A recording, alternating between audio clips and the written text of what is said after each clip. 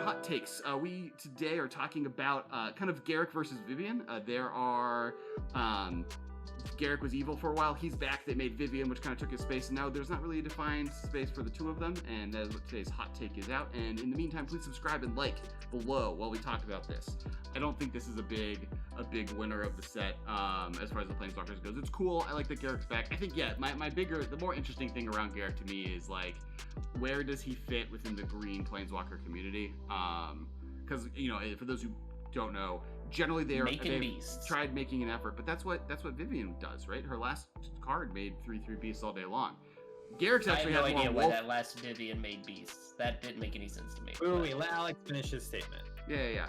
Oh. You know, Garruk has been more about wolves, and kind of Wizards is trying to make it so that each Planeswalker, if you read their abilities, you could tell which character it is, right? Like, it's not something where you're gonna read this Garruk, you're gonna read a Tibble card and be like, oh yeah, this is Tibble. It makes 1/1 devils. Even if you don't know the name of the Planeswalkers, you can tell which character it is. We were talking about that with Basri versus Elspeth earlier in the cast, or I was talking about it, because I do think it's interesting, like, how do you, like, what our future Basri is going to do, right? Like, can we tell from his abilities what space he occupies? Like, Nissa always deals with lands for the most part. She, like, makes elementals.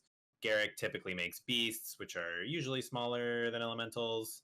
Well, Garruk's made more wolves than beasts. Like, after I think you and me had the conversation, I looked, and there have been, like, a lot of wolf cards recently. Now, that was mostly when he was Chainveil cursed or whatever.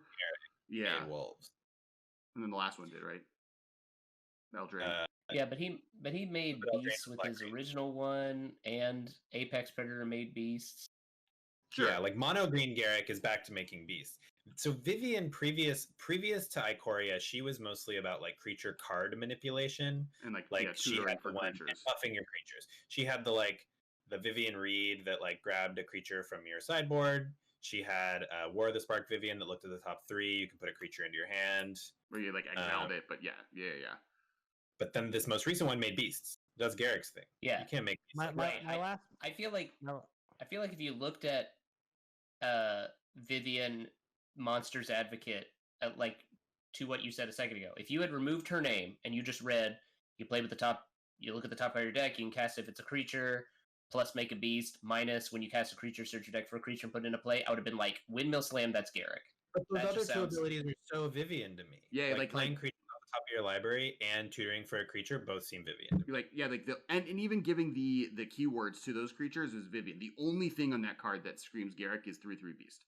Like, everything else on the card is very Vivien. And maybe that's just, like, they needed a 3/3 creature, and Beast was a tribal mechanic in that set, and they didn't want to make it 3/3 cat or whatever, because it didn't make sense for Vivien to be doing it, and so that's just where it ended up. Dinosaur is the closest I can think of, but then you step on Huatli's toes. Right. So she's green. Well, I think Garruk has had creature tutor abilities on past versions. I think that since they started making Viviens, he is probably moving away from that. And Garruk could Except for he does it as his ultimate on this card. Well, that's our point. I think that's our complaint, is that the two Garruks in this card kind of don't have a good identity now, because creature tutor manipulation has been given to Vivien and land manipulation has been given to Nissa. And you know, there could be a place that they're carving, and we'll find out, right? They're going to print more Garruks. Really, his plus is pretty similar to Vivien Reed's plus, and then his minus is pretty similar to the Ikoria Vivien's plus. Like, he's got a bunch of Vivien abilities, but mainly because they just gave Vivien all his abilities while he was black. Well, yeah. Well, and one of the cool ideas I had was giving. Well, Ben, you've been wanting to say something, so. All I was going to say was that the last place this card rings to me is every time a Planeswalker gets printed, I always look at the ultimate, because doubling season, like, what can you do with a doubling season ultimate Planeswalker? And this does work as the final piece in the doubling season Jace chain, because if you ultimate Garruk when it comes down, you're protected against some sort of unforeseen bizarre wrath effect, because you have the emblem.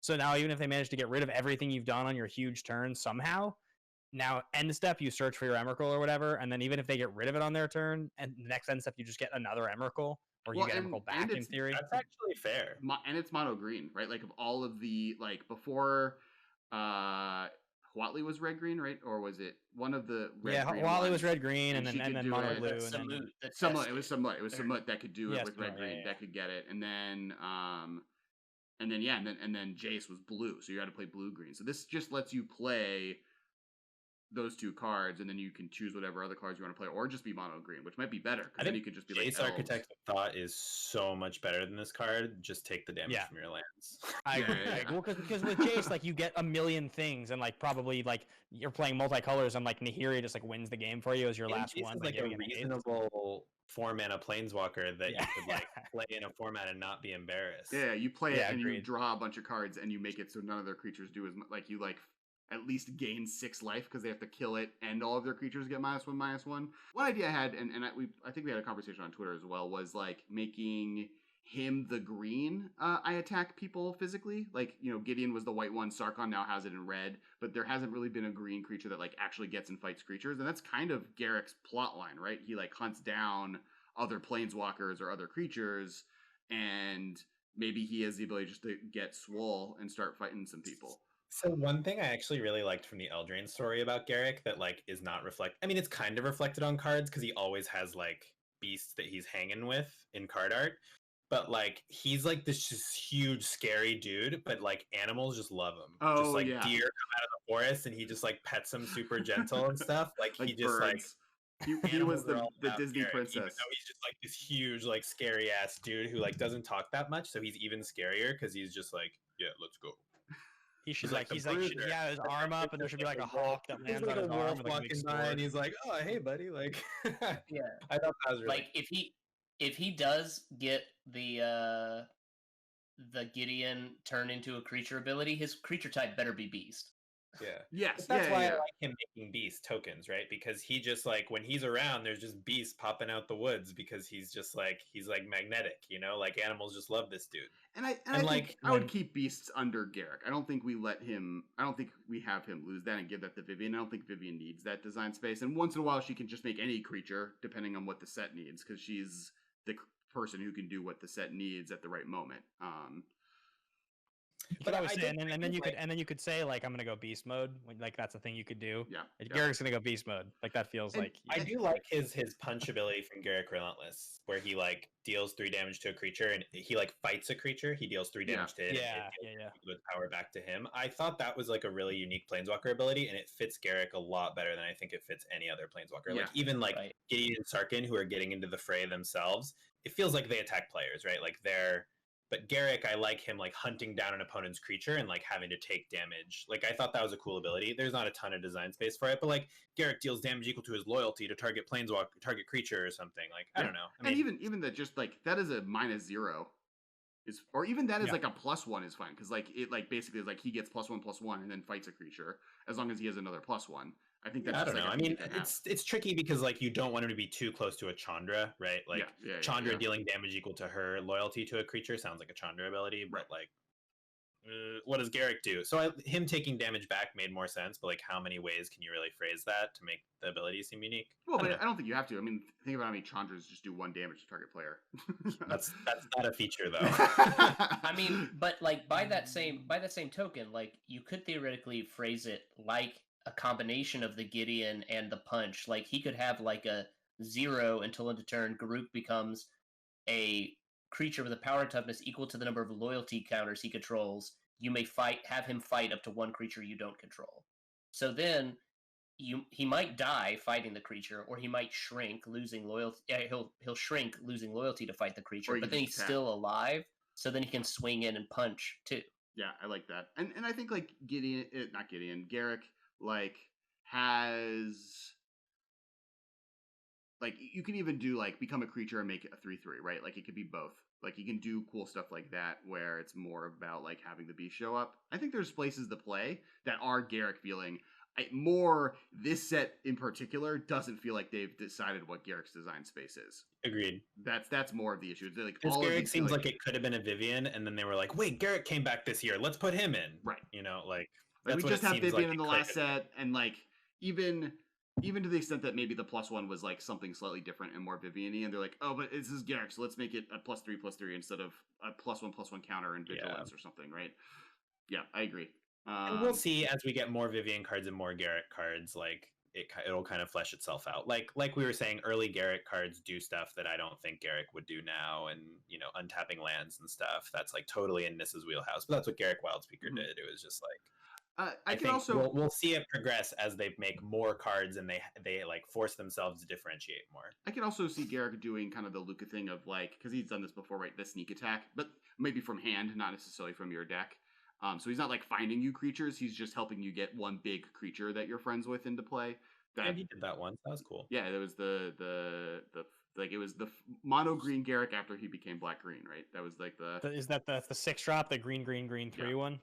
Which that one also looks at the top 5 and puts a creature in your hand, which now I would think was a Vivien ability, but like also Yeah, the that like Garruk draw. Speaker of Beasts definitely feels like he could have been just Vivien. The other that like draw cards equal to creature power, like that also feels Garruk-y more than it feels Vivien or like. I agree with that. it's Rewarding you for having like one big dude, that feels Garruk to Yeah. me because he like always has like beasts and like and like Vivien maybe like like utility creatures are more her thing, Yeah. perhaps. I don't know. Vivian's good at finding the creature you need. To me, plot wise, Vivian's good at finding the creature you need and then making the creatures you have better tools for the purpose you need. Where Garruk's like, I have a big boy and I'm going to take advantage of it, and or get myself a big boy or some big boys or a nice little bird that lands on my shoulder as I sing in the forest. He's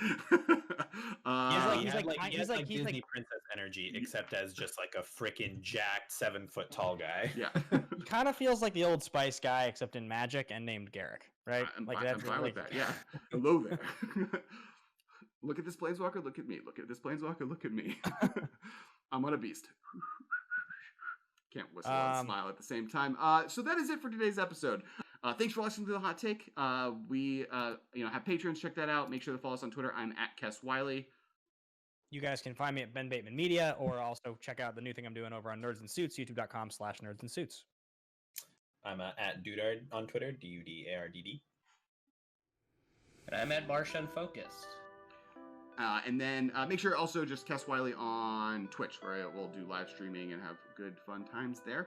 And we should stream some Cube before M21 comes out. Yes, that's true. We should. That sounds super fun. We'll be streaming last week. You missed it, maybe, or next week, or this week. All of the weeks, but you won't find out unless you're following on twitch.tv. It's true. It's typically just random. Beyond that, make sure to check out our Patreon. We have a Patreon and all the good stuff happens there. It's really important and makes all this stuff like hot takes happen. Thanks so much.